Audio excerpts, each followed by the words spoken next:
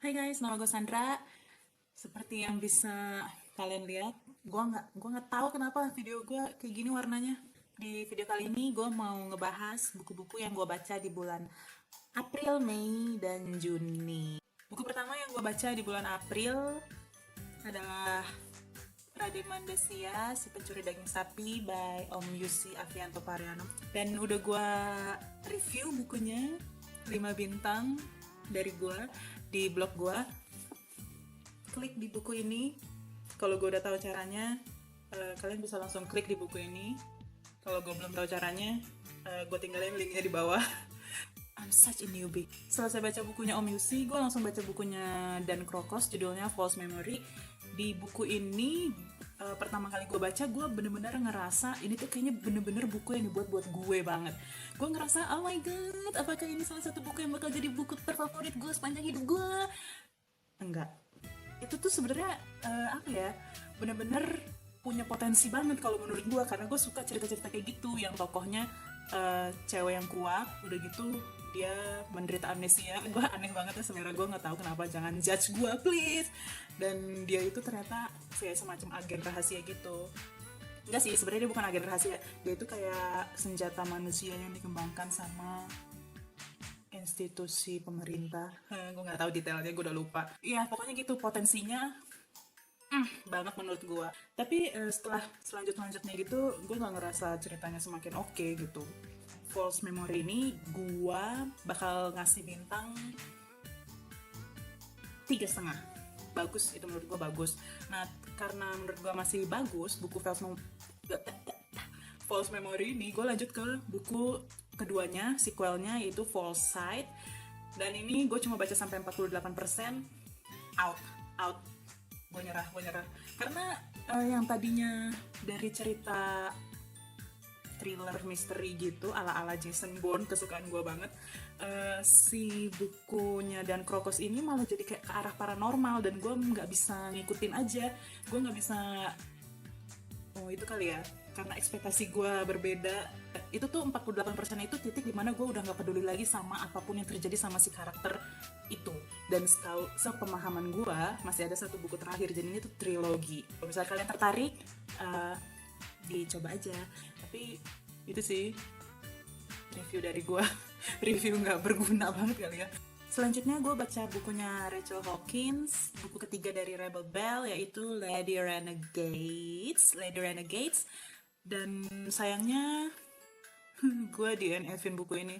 Gue nggak selesaiin dan cuma gue baca sampai 30%. Buku pertamanya Rebel Belle itu tuh bagus banget. Mungkin karena di situ baru pertama kali gue baca tulisannya si Rachel Hawkins yang emang penuh humor, terus witty, dan gue suka. Secara ceritanya juga oke. Terus di buku keduanya Rebel Belle yang judulnya Miss Mayhem, itu tuh langsung kayak gitu menurut gue. Tapi masih di tahap yang gue masih suka gitu. Dan di buku Lady Renegades ini gue nggak suka, makanya gue sampai nggak selesai, karena itu titik dimana gue nggak peduli lagi sama apapun yang terjadi di buku itu. Gue rasa itu alasan gue kenapa gue DNF-in sebuah buku, dan gue nggak bakal nyeritain plotnya karena itu bisa jadi spoiler untuk buku Rebel Belle dan Miss Mayhem. Selanjutnya gue baca buku yang, jadi di sini karena gue udah nge-DNF-in bukunya si Dan Krokos itu, terus buku selanjutnya yang gue baca juga ternyata nggak bisa gue selesaiin, bukunya si Rachel Hawkins. Gue pengen baca buku yang udah pernah gue baca, dan gue pilih bukunya Kirsty Moseley, judulnya The Boy Who Sneaks in My Bedroom Window. Ini gue pertama kali baca di Wattpad. Ini jenis buku new adult yang guilty pleasure, cocok buat bacaan-bacaan guilty pleasure gitu, yang kalau pas lu baca lu seneng, lu nikmatin, tapi pas lu udah selesai baca lu ngerasa lu bisa manfaatin waktu lu dengan lebih baik. Ceritanya tentang kisah romance antara tokoh utama perempuan yang di abuse sama bapaknya, dan sejak kecil itu dia selalu kayak nangis gitu di kamarnya sebelum tidur, dan tetangganya cowok ngelihat si cewek ini nangis sebelum tidur, dan si cowok ini lompat masuk ke kamar si cewek itu untuk tenangin si cewek itu dan tidur bareng, literally tidur bareng sama si cewek ini gitu. Dan itu berlangsung sampai mereka remaja. Sebenarnya agak creepy gitu ya. Kalau misalnya kalian nyari buku-buku ringan, romance-romance ringan gitu, gue nyaranin sih buku-bukunya Christina Sally. Dia tipe karakternya tuh yang biasa si ceweknya tuh selalu manis, selalu cantik, selalu apa, si cowoknya juga selalu keren, selalu populer gitu lah, biasa. Buku selanjutnya yang gue baca itu di bulan Mei, gue baca Simon versus The Homo Sapiens Agenda, ditulis oleh Becky Albertelli. Ini dia bukunya dan gue suka banget sama buku ini. Gue kasih 5 bintang untuk buku ini.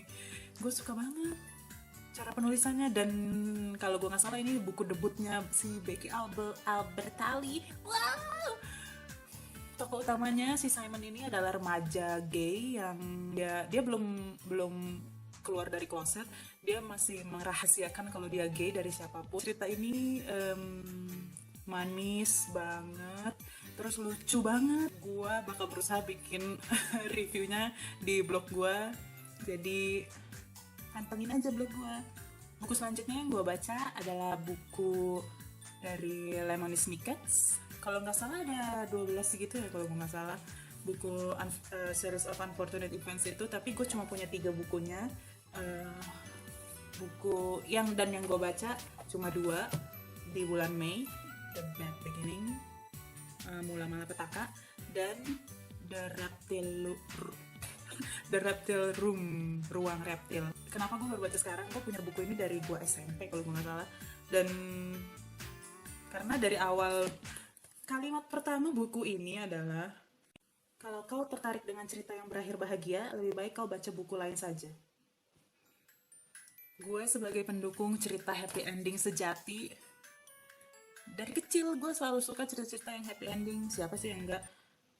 Gue rasa ada banyak ya orang juga banyak orang juga yang suka cerita-cerita yang enggak selalu happy ending, tapi gue prefer cerita-cerita yang happy ending. Gue kemarin tuh merasa pengen ngabisin buku-buku TBR gue pengen ngabisin buku-buku yang numpuk di gue dan belum gue baca. Akhirnya gue baca buku pertama dari Series of Unfortunate Events, dan ceritanya benar-benar gak happy ending ya.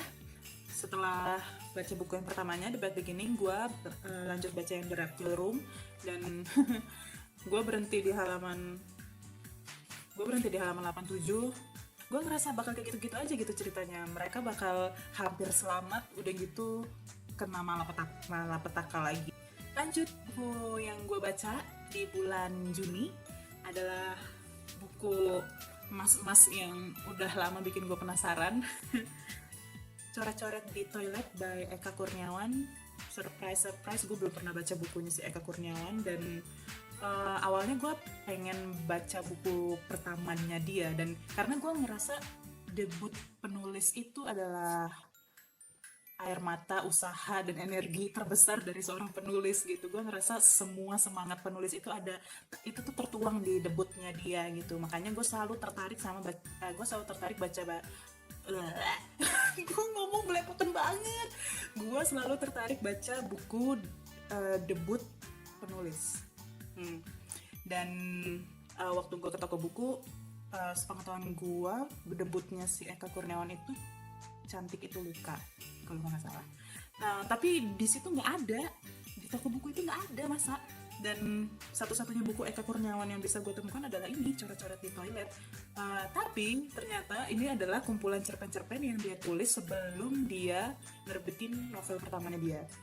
Jadi gue rasa ini justru yang cocok buat gue. Gue ngerti kenapa banyak teman-teman gue yang suka banget sama Eka Kurniawan, tapi gue nggak ngerasa gue termasuk pasarnya Eka Kurniawan gitu. Apa gue kurang aktivis, atau gue kurang sosialis, atau gue gue gak ngerasa menikmati buku ini. Di setiap akhir 12 cerpen ini gue selalu, reaksi gue selalu apa sih kok gini sih, kayak gitu. Dan itu bukan reaksi yang pengen gue timbulkan setiap kali gue selesai baca cerpen. Gue nggak merasa menikmati waktu gue jadinya. Gue masih tertarik untuk nyobain baca novelnya dia, tapi mungkin gak dalam waktu dekat. Sayang banget, padahal banyak teman-teman gue yang suka banget mendewa-dewakan si Eka Kurniawan. Buku selanjutnya yang gue baca Tattoo Thief. Ada 3 buku yang gue baca dari 4 buku. Gue nggak tahu buku keempatnya udah terbit atau enggak. Buku yang pertamanya judulnya Tattoo Thief, yang keduanya Tyler and Stella, yang ketiganya Revenge Bound by Heidi Joy Trethewey. Ekspektasi gue adalah ceritanya ini tentang pencuri tato, ternyata bukan. Ternyata Tattoo Thief ini adalah nama band yang beranggotakan 4 orang cowok-cowok ganteng gitu. Dan dari 3 buku ini adalah cerita romance masing-masing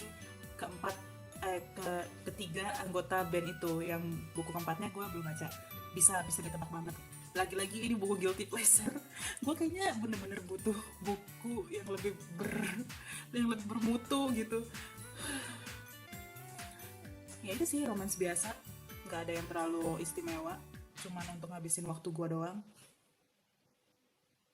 Jadi gitu deh, demi meningkatkan kualitas bacaan gue, gue sekarang lagi baca The Diary of a Young Girl by Anne Frank. Gue udah lama sih merasa kagum sama Anne Frank karena dia bisa mendokumentasikan kehidupannya. Yang sepemahaman gue, ini adalah diary yang dia tulis dari dia umur 13 sampai 15 tahun sebelum dia koit. Itu benar-benar jadi inspirasi dan jadi a piece of history gitu. Karena tulisan dari remaja ini, gue bakal ngebahas lebih lanjut tentang buku ini setelah gue selesai baca. Ini gue masih di awal-awal buku ini. Jadi sampai di sini video kali ini, sampai ketemu di video selanjutnya. Thank you for watching. Dah.